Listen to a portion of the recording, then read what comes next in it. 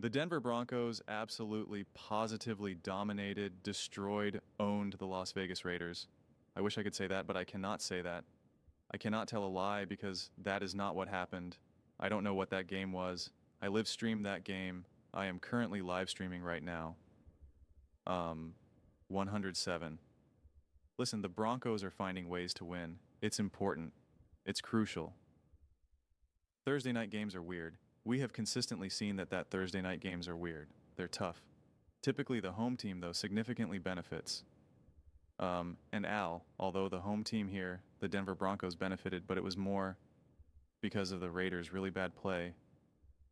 The defense showed up a lot of key sacks, Geno Smith, but that's not a big takeaway for me at this point because of who the opponent is. Bo Nick's box score, I think, is a lot worse than what it shows, especially because the one interception was hardly his fault. But the other interception was absolutely his fault. But 16 for 28, 150 yards, 5.424 yards per attempt, one touchdown, two interceptions, and a 54 passer rating. You know, they rush for 84 yards. You expect better. Bon Nix made some really great throws at times as well. Like, that's the thing. It's just been a little inconsistent. The play calling a little bizarre and inconsistent. That one trick type play on a 3rd and 1, it's like kind of like, why? What are you doing right now? But the score was 10-7, and it was a 3-point game in a game where the quarterback went 16 for 26, 143 yards, 5.5 yards per attempt, 0 touchdowns, and 1 interception, and 6 sacks, and a 60 passer rating. And quite frankly, Pete Carroll really blew this game because he should not have gone for it on 4th down. He did the quarterback sneak on 3rd down and then went for it on 4th down.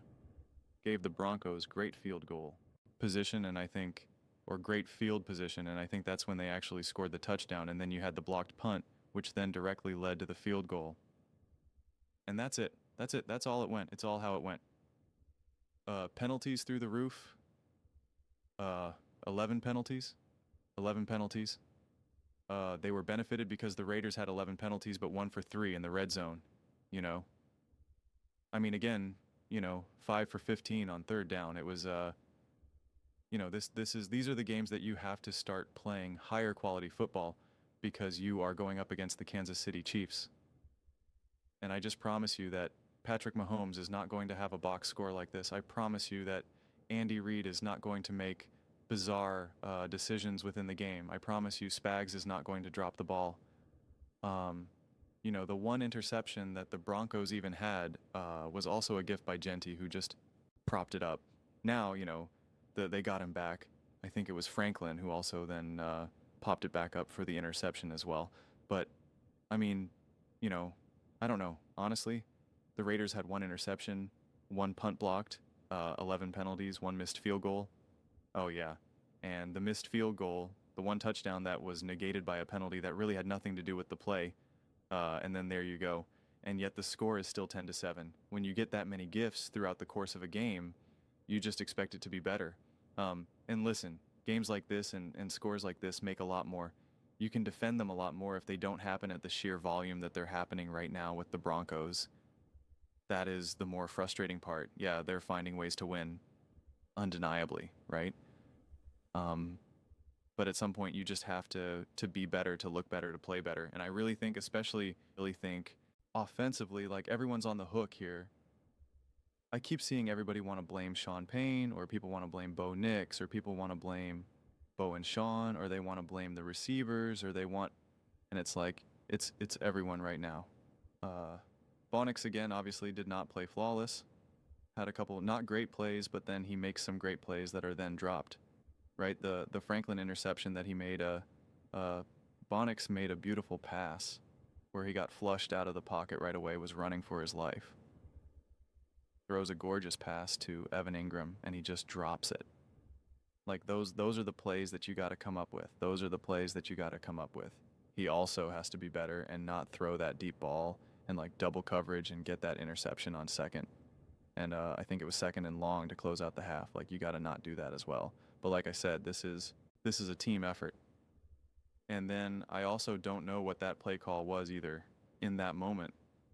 So, and again, there's many moments where there's like a refusal to run, but even to ice the game here, Bo Nix made a gorgeous pass to, um, I forget now if it was Franklin or Sutton at that point, on third and short. And again, make no mistake about it, Bo. Nix had to adjust his arm angle, just had to get around Max Crosby. Like he's making high level stuff, but then there's just not enough layups either. Anytime they want to do a screen pass or any of these checkdowns, they go nowhere. Anytime goes to check the ball down, it gets like a yard, or there's times that they try to set up the screen and then there's like no blockers there. Like it's just I don't know. It's a weird situation. And you know, the Raiders have been playing better recently technically, but not at a point that it makes it feel that you could say, well, listen, you got a great Raiders game. And the broadcast though did talk about they kept saying, give credit to the Raiders defense. Give credit to the Raiders defense. Give credit to the Raiders defense. And yeah, that's part of it. They pressured Bo Nix was under pressure and under duress a lot throughout the course of this game. I mean, he was run for his life a lot more than I typically see, which is fine, but there were still plays to be made. That's the thing. There were still plays to be made. Um, I'm going to read some of these comments because, like I said, I'm live streaming right now. Yep. Everybody just keeps talking about how Bo Nix is terrible, how Sean Payton is terrible. It seems like many people do not like Bo Nix right now. And Sean Payton, that seems to be the main ones. Yeah, man. But I mean, right now the Broncos are top team in the NFL. They're 8-2. Like that's the thing. They're finding ways to win, which again is important and that significantly helps you. But you know what's crazy, Mike Grail? You know, guys, I said this days ago last week where I said you either are or you aren't. That is what I kept saying. You either are or you aren't. And I said that all about the Broncos. You either are or you aren't. You are or you aren't. And then Mike Brabble came out and said the exact same thing. He said, you are or you aren't. Can you believe it? I'm out here giving you guys speeches that literally coaches and Super Bowl winners are given. Yeah, that's what I do. And so you either are or you aren't. Yeah, you found a way to beat the Giants. Yeah, you found a way to beat the Jets. Yeah, you found a way to even beat the Eagles. But now it's the Chiefs. Now it's in division. Now, it's absolutely crucial. Crucial. Crucial. Can you come away with the win and beat the Kansas City Chiefs? You found a way to eke out this win against the Raiders, and you now have the schedule where you're going up against Kansas City, and then you're going up against Washington, and then the Raiders, the Packers, the Jags, Kansas City Chargers. You're right there. You're literally like all you do is got to split with KC, take care of Washington with a backup quarterback, take care of Las Vegas again. You could lose to Green Bay, beat the Jags, lose to the Chargers. Like you still have room to lose games and still be a top team, still win the division, but you also have the ability to literally kick the Kansas City Chiefs out of the playoffs. You have that power. You beat the Chiefs in week 11 and week 17. I mean, that is a devastating blow to the Kansas City Chiefs playoff, folks. You have the chance to pay that back. Can they I don't, I don't know how do you feel sense of confidence? It's a tough one. It's a tough one, but that's what you're working with right now. And the defense has been playing great. The offense absolutely needs to be better. Sean Payne absolutely needs to be better. Bo Nix absolutely needs to be better. Franklin, I mean, the receivers, anyone whose task it is to catch the ball needs to be better. Needs to be better. Because I think really it starts with Kansas City. You got to go through Kansas City. Even though you have the better record, even though you are leading, Kansas City is obviously a different beast. Obviously. So that is going to be the ultimate. Where do you stand here right now? Who are you within the NFL? Who are you within the AFC? Who are you within the AFC West? That's what it all absolutely positively gets boiled down to. And we find out next week. So still plenty of work to be done. Plenty of work to be done. Still a good. Still a win.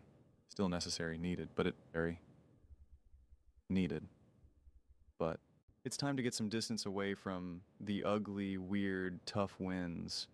It's time to get some separation from that. But those are just my thoughts. I'd absolutely love to hear yours.